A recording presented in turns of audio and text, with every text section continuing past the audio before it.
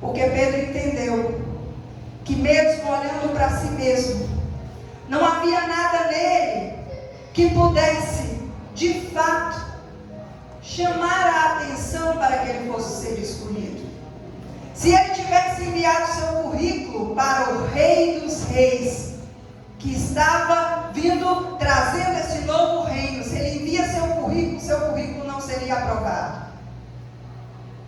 Mas aí ele lembra da palavra de Jesus: não foi vocês que escolheram a mim, mas fui eu que escolhi a vós. E agora ele começa a entender o privilégio que ele teve de conhecer Jesus, porque quando Pedro olha para si mesmo, ele fala: quem era eu? Um pescador. Quem era eu? Um homem que aparentemente minha vida estava fadada àquela vida ali, provinciana, naquele lugarzinho, pescando, cuidando das coisas naturais. Havia homens muito mais capazes do que eu naquela época, havia homens estudiosos da lei, tinha um Nicodemos, tinha um José de Arimateia, tinha um Gamaliel. Havia homens muito mais capacitados, mas não foram escolhidos naquele momento. E Pedro começa a olhar para si mesmo e começa a entender o privilégio que ele teve de poder dizer em um determinado momento, cheio do Espírito Santo, quando Jesus pergunta: o que o povo diz que eu sou? Todos ali respondem: olha, o povo diz que o Senhor é um profeta, outros dizem que o Senhor é isso, outros dizem. Mas Pedro, cheio do Espírito, ele se lembra que ele teve o privilégio de olhar e dizer: tu és o Cristo, Filho de Deus. Privilégio de reconhecer Deus na sua forma humana. Ali estava Deus, ali estava se cumprindo o que os profetas haviam anunciado, ali estava cumprindo o que Ageu profetizou, que a glória da segunda casa, daquele templo que tinha sido construído, seria maior do que a da primeira, porque naquele templo, não tão suntuoso como o grande templo construído por Salomão, mas naquele templo, Deus tinha se manifestado, Deus tinha caminhado, Deus tinha andado ali em cada canto daquele templo. E muitos dos homens daquela época não reconheceram que ele era Deus. Muitos comeram com ele, andaram com ele, viram ele passando por aqueles lugares, criticaram ele, tentaram apedrejá-lo, mas não perceberam que ele era Deus. E Pedro agora está dizendo: nós somos escolhidos. Escolhidos por quê? Porque tivemos esse privilégio. O privilégio de reconhecer o momento que estamos vivendo. E que momento é esse? Momento que os profetas haviam anunciado, mas não experienciaram. Os profetas não tiveram o privilégio que nós tivemos após o Pentecoste. No Pentecoste, Deus passou a habitar dentro do homem. O Pentecoste agora já era Deus dentro do homem. E Pedro agora está falando: olha, vocês foram escolhidos. E por isso vocês precisam reconhecer esse privilégio que vocês têm. Escolhidos. E Pedro olha para aquele povo, mandando naquela carta essa mensagem de ânimo: olha, eu quero que vocês lembrem, mesmo que temos vivido momentos de angústia, porque ele fala que ele começa escrevendo, ele não desconhece o sofrimento que aquele povo estava passando, porque estavam vivendo um período de perseguição, os irmãos estavam sendo assassinados. Se nós lemos um livro que fala muito sobre como foi o processo de perseguição da igreja, nós vamos ver que todos os discípulos, tirando João, passaram por torturas e foram mortos de forma cruel. E Pedro não estava esquecendo desta trajetória. Ele sabia as perseguições que a igreja estava sofrendo. Ele sabia dos momentos de dificuldade pelos quais a igreja estava vivenciando. Ele sabia que o momento não era fácil, era um momento difícil, um momento de dor, de sofrimento também. Mas ele queria que os irmãos lembrassem do privilégio que eles tinham de ser escolhidos. Escolhidos para levar a palavra. Escolhidos para anunciar o Evangelho. Não através apenas de discurso, não através apenas de pregações, mas através da vivência, da experiência com Deus. Vós sois o povo escolhido. Escolhido para um propósito específico. Escolhidos para levar esta palavra, para anunciar esse Evangelho que muda, que transforma, que muda caráter, que muda personalidade, que resgata o que está perdido, que arranca alguém do monturo e o coloca em príncipes. Evangelho que nós temos acompanhado, pessoas como Pedro, que talvez a sociedade nem dava nada por elas, mas Deus pega e coloca para sentar em lugar de honra. Evangelho que muda, Evangelho que transforma, Evangelho que nos dá paz no mundo onde as pessoas estão cada vez mais ansiosas, angustiadas, depressivas. O Senhor vem e nos dá a paz que excede todo entendimento. Fui escolhido para quê? Para que através da sua vivência, através da sua história, o nome do Senhor seja glorificado. Escolhidos para viver o propósito. Escolhidos para entender que na sua vida não. Na sua vida nada é por acaso. Na sua vida até os momentos de aflição, os momentos de dor, estão cooperando para o reino. Estão cooperando para o seu bem. Está modificando o seu caráter. Está te preparando para os reinos dos céus. Para um lugar onde você será recompensado, galardoado. Não estamos vivendo aqui esperando galardão aqui, porque aqui não é o nosso lugar. Nós estamos aqui, mas estamos como embaixadores do reino. Então sabemos de quem vem a nossa recompensa. A nossa esperança não está nas coisas aqui. A nossa esperança não está na recompensa que vem do homem, porque nós reconhecemos que fomos escolhidos. E só o fato de ser escolhido nos dá essa convicção de que ainda que a terra não floresça, como a gente canta, ainda que as coisas não saiam conforme nós planejamos, mas nós sabemos que a nossa recompensa vem do Senhor. O Ministério de Louvor estava cantando aqui, eu falava assim, meu Deus, canta igual os profissionais que a gente ouve, que igualzinho, muito bem preparado, né? E a gente fica pensando, por que uns estouram e outros não? Por que uns estão ganhando? Porque a recompensa não está aqui. Quando a recompensa está lá, a gente vive em qualquer momento. Quando o Senhor nos põe em cima, a gente está entregando a Ele agora. E quando o Senhor nos permite viver um momento de escassez, também estamos entregando a Ele a glória. E tudo o que fazemos é para Ele. Aprendemos a viver confiando no tempo dEle. E nessa noite tem tempo de Deus chegando para você. Quando eu digo que é viver novo tempo, é viver tempo de entender o que Deus está fazendo. E nós estamos vivendo esse tempo de clareza do Evangelho, tempo de compreendermos as promessas que o Senhor está cumprindo em nós. E Pedro aqui continua, vocês são o povo escolhido. Mas além do povo escolhido, ele vai dizer, vocês são sacerdote do rei. E quando diz sacerdote do rei, isso nos dá uma responsabilidade muito grande. Porque naquele tempo o povo ia até o sacerdote para oferecer as ofertas. O povo ia até o sacerdote para pedir que o sacerdote intermediasse aquela relação deles com Deus. E agora o Senhor está dizendo aqui através de Pedro que você é o sacerdote do reino.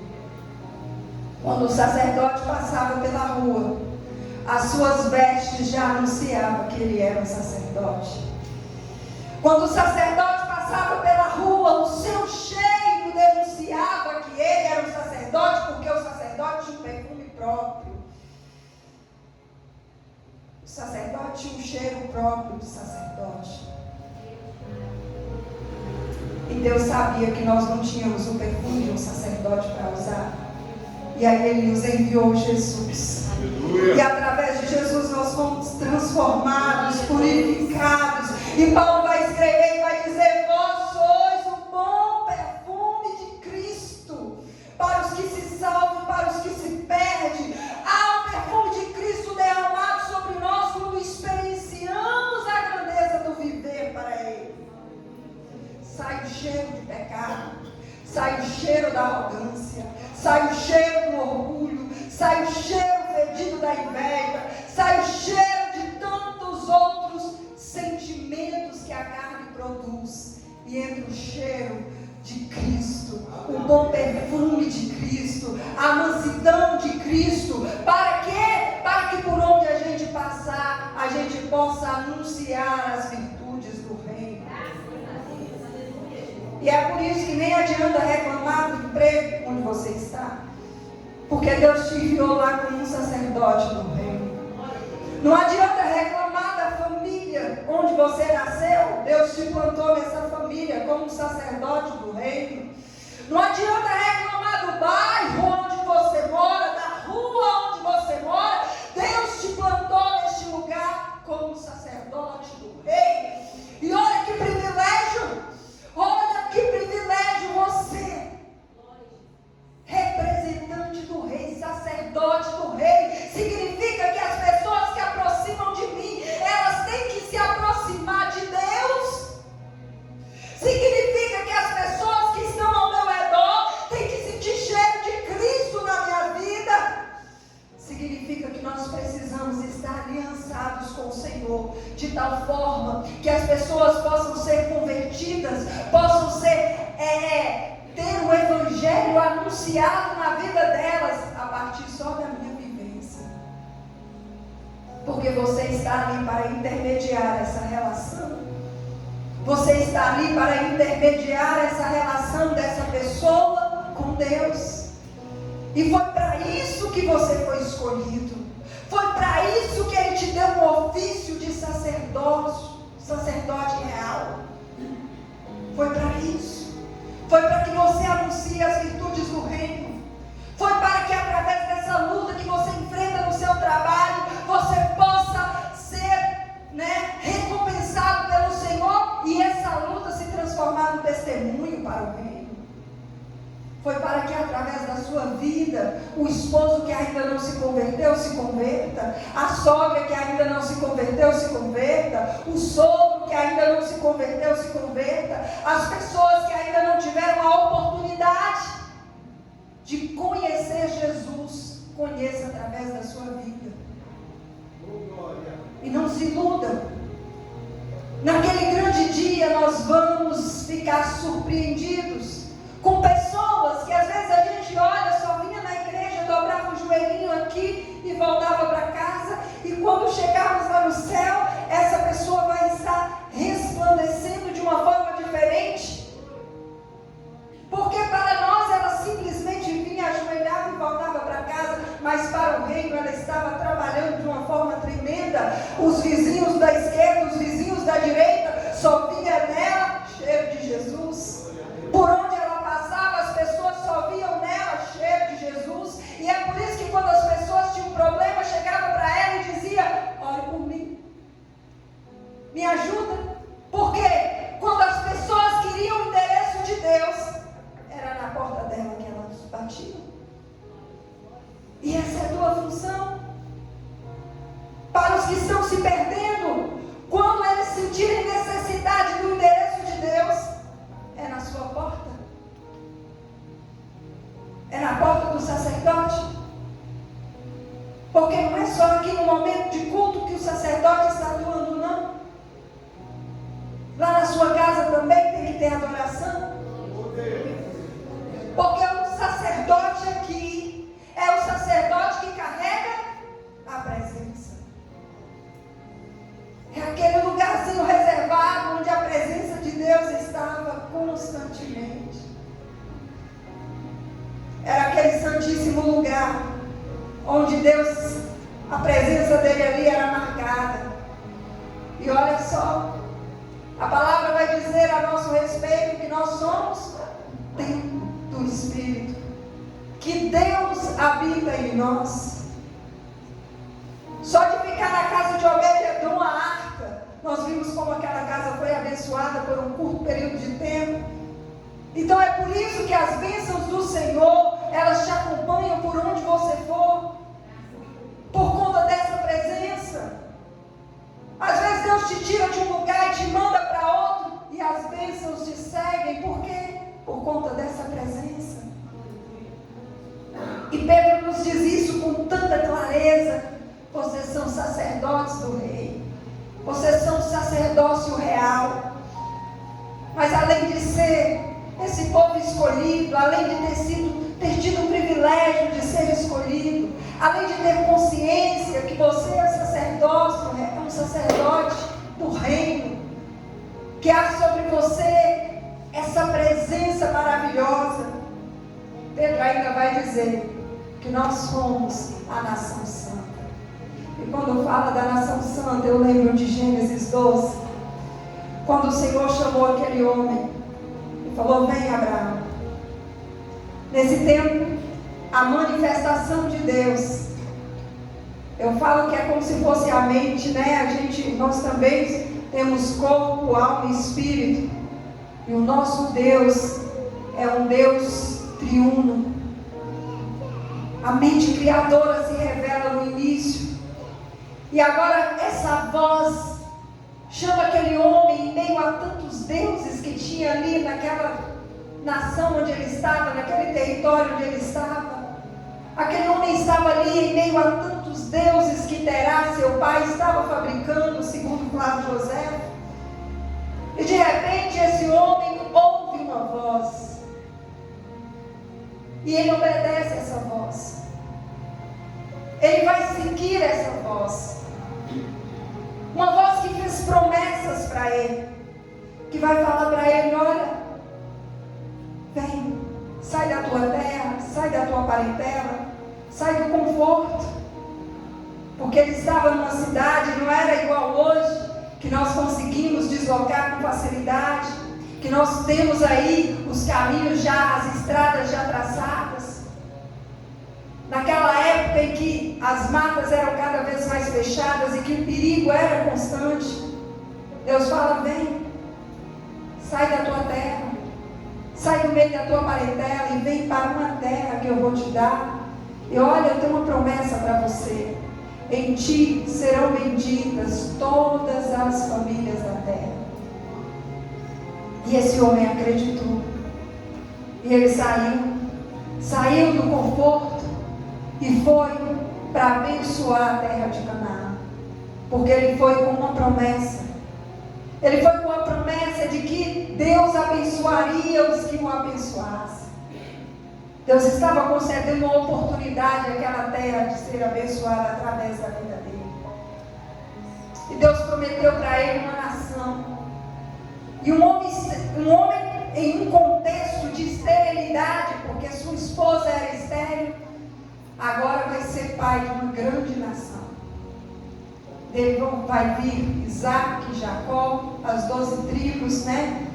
Que nós tanto amamos e gostamos de ler a história dessas tribos. E no meio dessas tribos está lá Judá.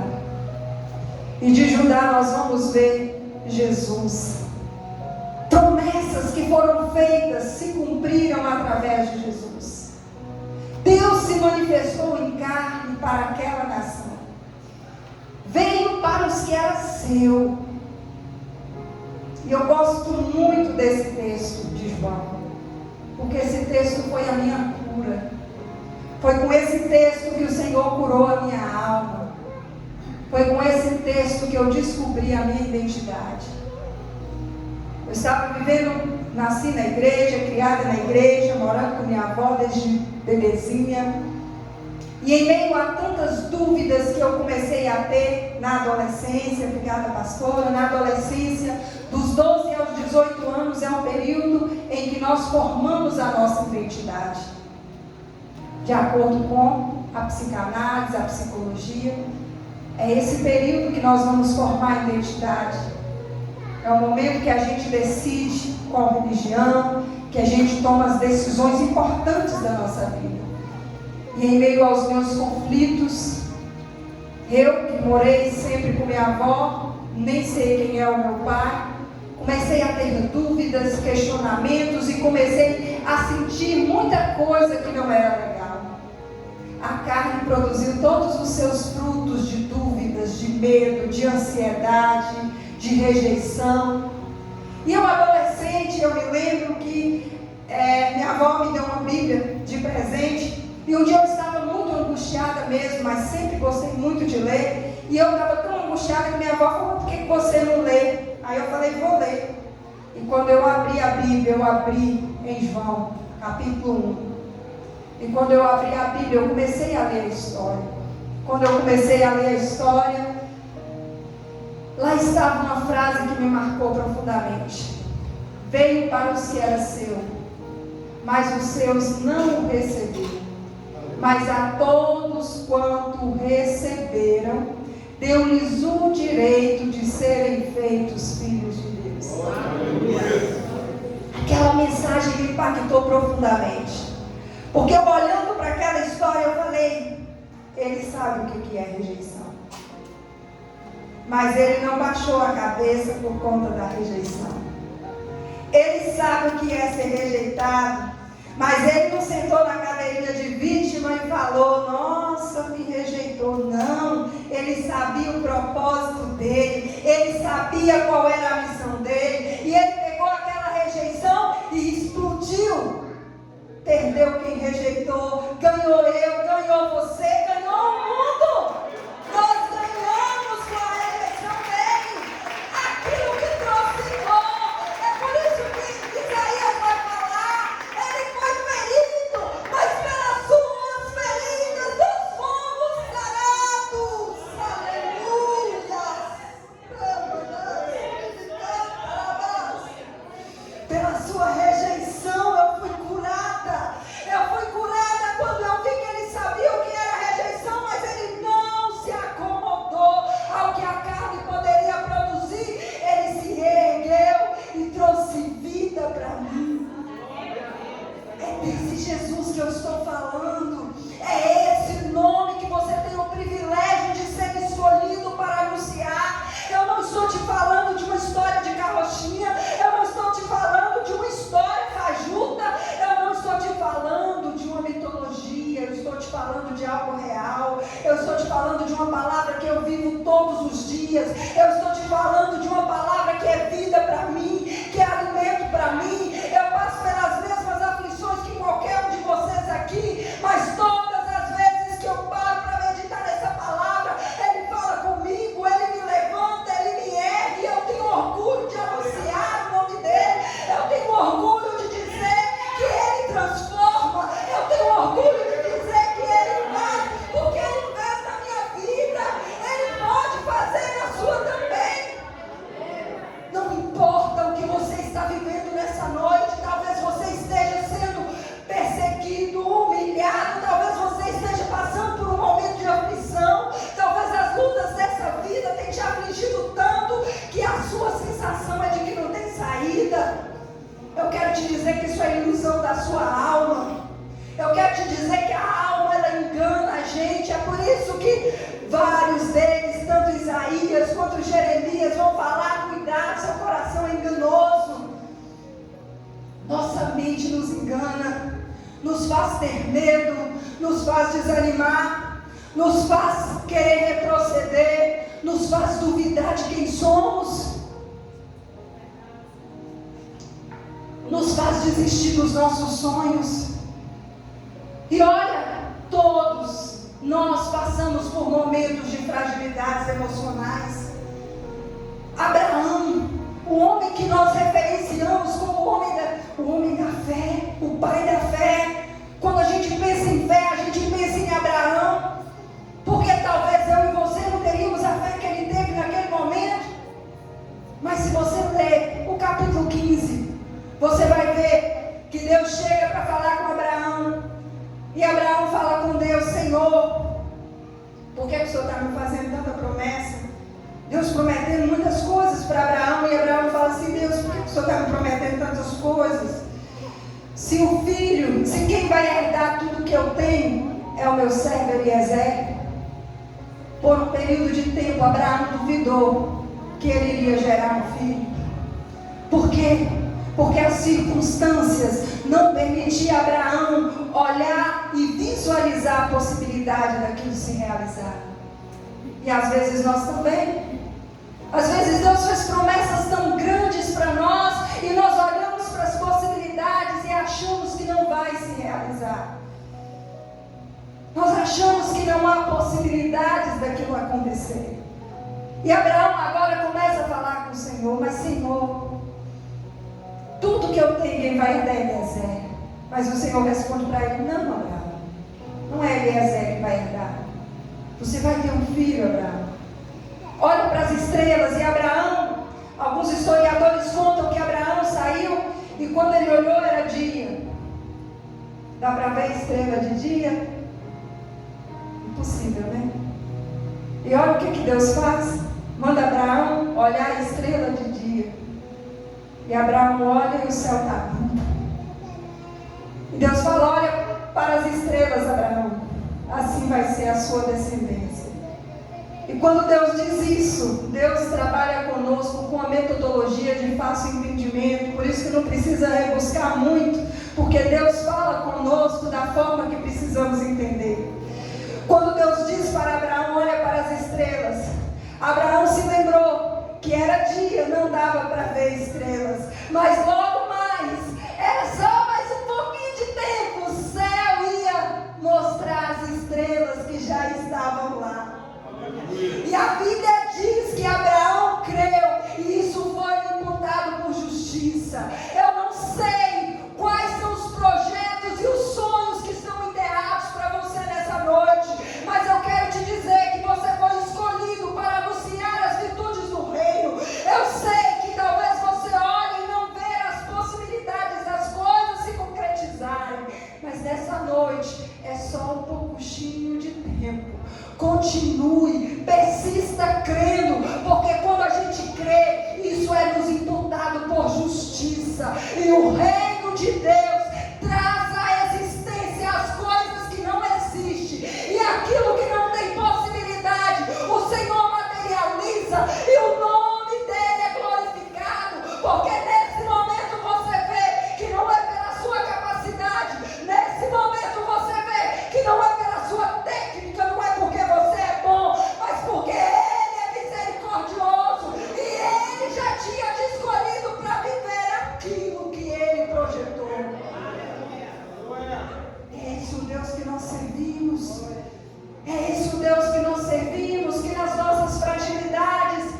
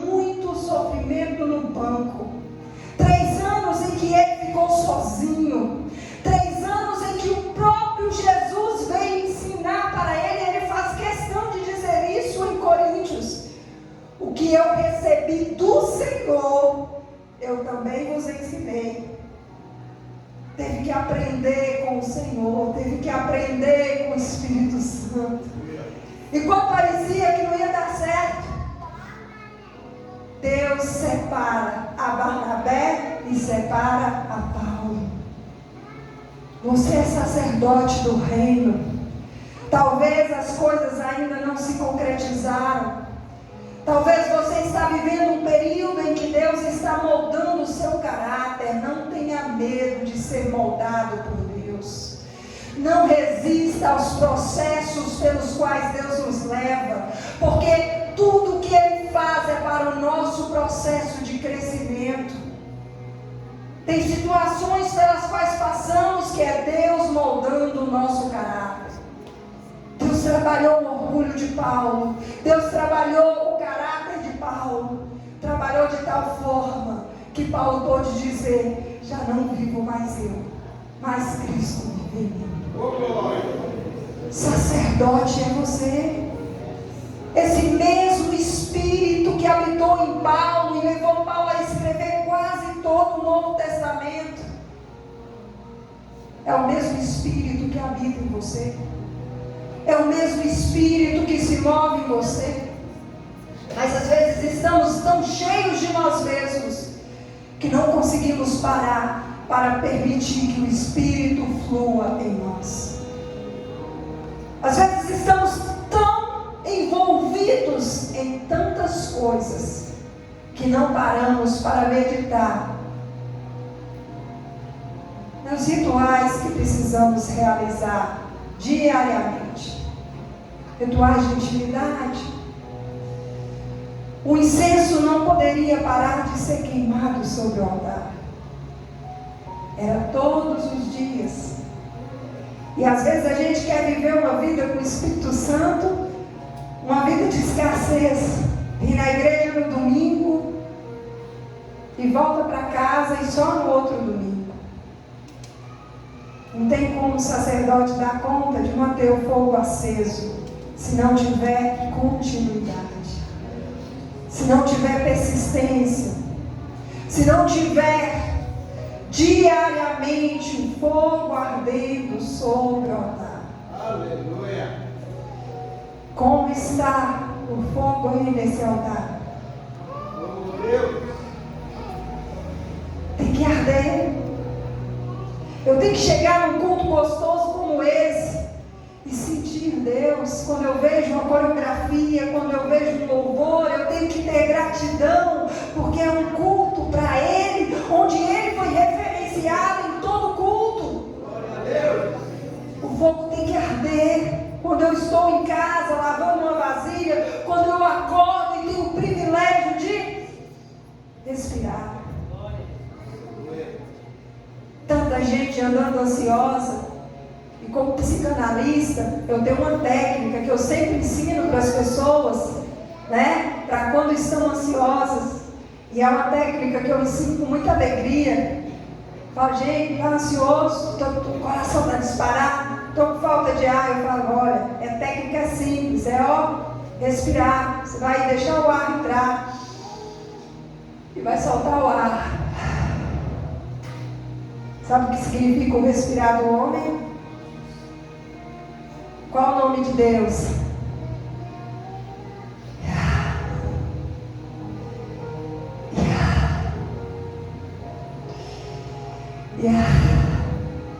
Cada vez que você para sentir o ar entrando, você pode não conhecê-lo.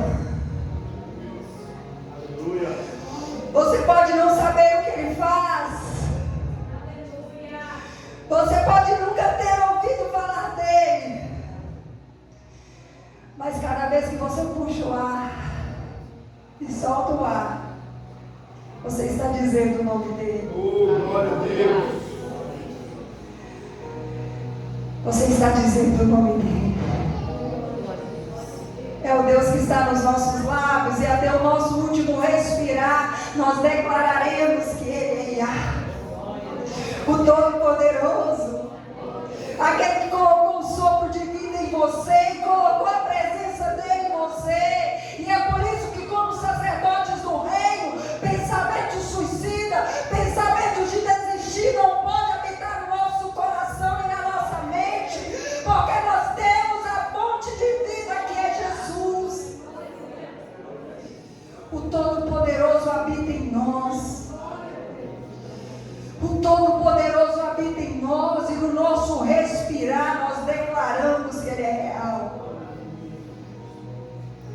tudo que nós precisamos é reconhecer esse sacerdócio real por onde nós vamos.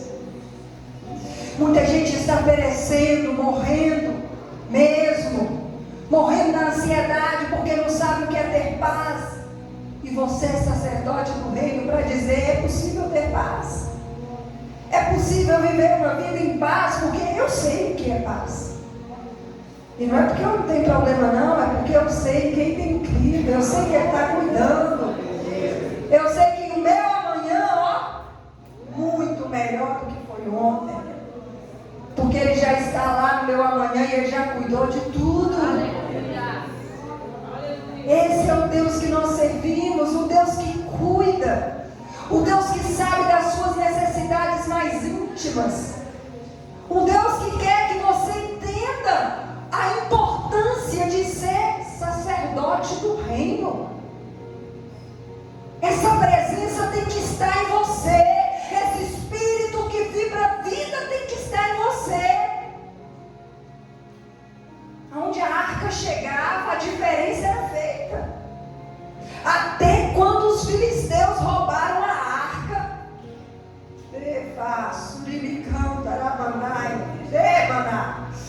tem gente que está lá no mundo e Deus está cuidando, porque tem promessa de Deus e vai voltar. Tem gente que está lá no mundo e Deus está cuidando.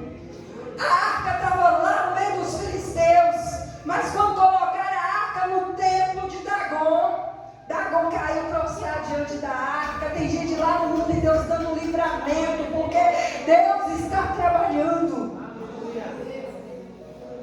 Tem gente que está vivendo uma vida afastada do Senhor, dentro da igreja mesmo, e às vezes se pergunta: Senhor, até quando? Mas Deus está trabalhando, e Deus te trouxe aqui nessa noite para que você se conserte com Ele, porque Ele tem te dado livramento e Ele tem coisas grandes para fazer através de você.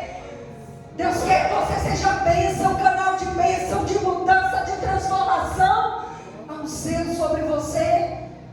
É necessário cultivar essa intimidade com o Espírito Santo. É necessário reconhecer o seu lugar, lugar de honra. Lugar de honra. Não é para qualquer um não. Ser escolhido é um lugar de honra. Ser escolhido, ser sacerdote do reino é um lugar de honra. E você precisa tomar posse disso. Você precisa entender que você foi escolhido. É um sacerdote do reino. Não para servir de chacota lá no mundo. Não para servir de celebração para Dagon e para tantos deuses lá fora. Não para que as pessoas olhem e falem: não é crente? Não está na igreja? Não. Mas para que você possa levar essa presença que traz vida. Quando a arca chega na casa de Obed-Edom, enche aquele lugar de vida, aquele lugar abençoado. É isso que Deus quer. Que onde você for seja um lugar de bênção. Talvez você já esteve em lugares que não era para você estar, mas nessa noite é perdão de Deus liberado para a sua vida. Retorne para um lugar que é seu. Retorne para um lugar que Deus separou para você. Sacerdote do reino é um privilégio. Nação eleita. Eu acho isso lindo demais. Porque quando Rebeca estava grávida, e ela começa a perguntar, naquela época ninguém tinha tido gêmeos para contar como era. A experiência era só de mamãe que teve só um filhinho. Então ela ia conversar com as mulheres, e a experiência das mulheres era a experiência que a gente que teve, né, só um tem. Mexia para um lado, depois voltava para o lugar. Ela não era assim. Ela mexia para um lado e mexia para o outro, e ela ficava angustiada, porque um mexendo já causa incômodo, às vezes vem nas costas, né, Isa? Agora imagina, brigavam dentro dela e ninguém sabia o porquê. Aí ela vai buscar a resposta no lugar certo, em Deus. Deus, por que Ele é assim comigo? Tinha 2 meninos lá dentro e Deus vai falar com ela. Em ti tinha 2 meninos. Mas o que é que Deus fala? Há duas nações brigando no teu reino. Há duas nações brigando no teu reino. Talvez você olhe e fale, eu sou tão pequeno. Deus olha e vê a nação daqueles que podem ser alcançados através de você. Conta uma história, que eu já ouvi essa história, que o pregador que ganhou Billy Graham para Jesus, ganhou só Billy Graham para Jesus. E ele um dia falou, Senhor, só ganhei uma alma para Jesus. E o Senhor falou com ele, mas você ganhou aquele que vai ganhar multidões, você ganhou a pessoa certa. E nos galardões dele tem lá o seu galardão por não ter desistido dele. Talvez você olhe e ache que é pequeno, mas o Senhor vê grande aquilo que você está fazendo. Eu tenho uma experiência que todo lugar que eu cheguei eu conto ela, foi uma das que mais marcou minha vida. Um dia eu fui publicar um livro lá em Brasília, e eu toda pomposa ia dar uma palestra no ministério, lançar meu livro, tinha um capítulo de livro que eu tinha publicado junto com eles, e eu estava toda orgulhosa de mim mesma. Entrei no banheiro, né, que eu seria a próxima palestrante, e estou lá naquele banheiro me arrumando, um banheiro enorme, eu lá arrumando. De repente o Senhor falou no meu coração, sabe por que você está aqui? Aí parece que Ele me levou lá na igrejinha de onde eu era. Igrejinha pequenininha, bem menor do que essa. Os banquinhos nem tinham encosto. Só tinha um banheiro que a gente compartilhava com os irmãos, as irmãs, criança. Era aquela bagunça. E quem é que ficava com a função, com a linda missão de lavar o banheiro? Eu. As irmãs do ciclo de oração falaram assim, claro, lava o banheiro que é mais fácil porque a gente vai limpar o salão. Eu falei, então tá bom, vou lavar o banheiro. E quando eu estava ali para receber essa grande honra que o Senhor tinha me concedido, o Senhor começou a trazer à minha memória que eu estava vivendo aquele momento, estava tendo o privilégio de entrar naquele banheiro para me arrumar, para ser honrada por Ele, simplesmente porque eu tinha honrado Ele lavando os banheiros da casa dele. Você olha, você vê uma coisa pequena, Deus olha e Ele vê uma nação. Rebeca olhava, via 1, 2 bebês, o Senhor via 2 nações. Eu não sei o que você tem apresentado ao Senhor. Talvez seja algo que você faz com tanto amor, igual eu lavava aqueles banheiros, que você não tenha nem ideia que um dia Deus vai te recompensar grandemente por isso. Mas é assim que Deus vê. Ele faz abundantemente mais. Ele faz além daquilo que pedimos ou pensamos. Ele conhece as necessidades íntimas, Ele conhece você. Você é o que a Bíblia diz que você é. Você é escolhido. Você é escolhida. Diante das adversidades da vida, lembre de quem você é. Não teve nada na minha vida que eu desisti, porque eu sei quem eu sou. É muito importante quando sabemos quem somos. Depois daquele dia dos 12 anos, que Deus me curou da rejeição, eu passei a andar de cabeça erguida. Porque eu sabia quem eu era e eu entendi o meu propósito. E nessa noite eu estou te dizendo que você é escolhido, você é sacerdote, você tem essa presença dentro de você. E que você talvez se vê pequeno, mas Deus te vê de uma forma que o homem não consegue enxergar. Porque o homem olha, ele vê o que é possível os olhos mostrar. Rebeca olhava, ela via 2 crianças quando nasceu, mas Deus olhou e viu uma nação. O homem não vai te ver como você realmente é. Mas o Senhor diz hoje, você é nação eleita. Nação eleita. Os seus problemas talvez não apropriar-se de quem você é, você vai mudar. E esses problemas que parecem tão grandes, vai ser para você motivo de testemunho. Hoje eu conto os testemunhos de todas as decepções, frustrações e dificuldades pelas quais eu passei. Porque em todas elas eu fui muito mais do que vencedor. Em todas elas eu triunfei no Senhor. E é isso que Deus reservou para você. É isso que Deus reservou para você. Você é escolhido pelo Senhor. Não deixe que a sua mente te engane com cenários mentirosos. Não deixe que o medo te impeça de ver a grandeza do que Deus reservou para você. Não deixe que o sentimento de inferioridade te diminua diante da grandeza do que Deus foi Deus.